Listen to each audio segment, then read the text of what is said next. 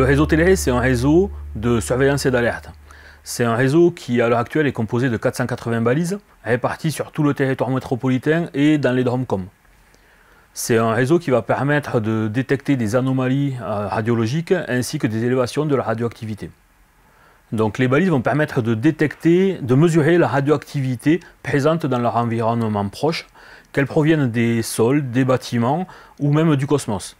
Elles vont permettre de comptabiliser les rayonnements gamma qui vont traverser le détecteur de la balise. La balise Télér est équipée d'un détecteur qui est constitué d'un tube rempli d'un gaz. Lorsqu'un photon va traverser le détecteur, cela va générer une impulsion qui va être collectée, enregistrée, et de proche en proche, de traitement en traitement, on va arriver à une mesure de débit de dose qui sera représentative de l'environnement proche de la balise. Donc les balises Télér vont réaliser des mesures toutes les 10 minutes.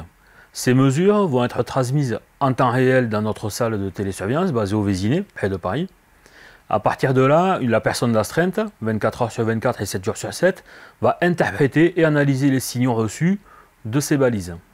Au-delà de la surveillance de la radioactivité dans l'environnement, ce dispositif sera également très fiable en situation d'accident. Le réseau Télér est né après l'accident de Tchernobyl. Ce sont des réseaux qui vont permettre de détecter toute anomalie et toute élévation de la radioactivité ambiante. Ces anomalies peuvent provenir d'un accident sur une centrale nucléaire, un centre de recherche ou même un port militaire. Dans le cas où le rejet proviendrait d'un pays limitrophe à la France, le réseau serait également capable de le détecter. Une fois l'alerte émise, nous lançons les investigations pour en comprendre l'origine. Il peut y avoir deux origines possibles. Une origine naturelle, qui proviendrait des pluies qui rabattraient les descendants du radon issus des chaînes radioactives de l'uranium présents dans les sols.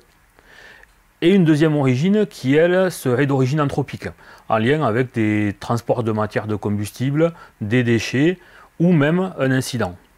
Dans le cas où on ne parviendrait pas à en déterminer l'origine, on créerait le centre technique de crise de l'IRSN pour mettre en place l'organisation de crise. Depuis 3 ans, le réseau Télér se renforce avec un nouveau type de détecteur. Ces détecteurs permettront de réaliser ce qu'on appelle de la spectrométrie gamma. Cette technique permet d'identifier les radionucléides présents dans l'environnement proche de la balise et responsables de l'élévation du débit de dose. Depuis 2 ans, une vingtaine de balises ont déjà été installées et dans les années à venir, une quarantaine d'autres devraient l'être. Donc tous les citoyens qui se posent des questions sur la radioactivité dans l'environnement près de chez eux peuvent se rendre sur le site internet www.telerer.fr et consulter les dernières mesures en ligne et en temps réel.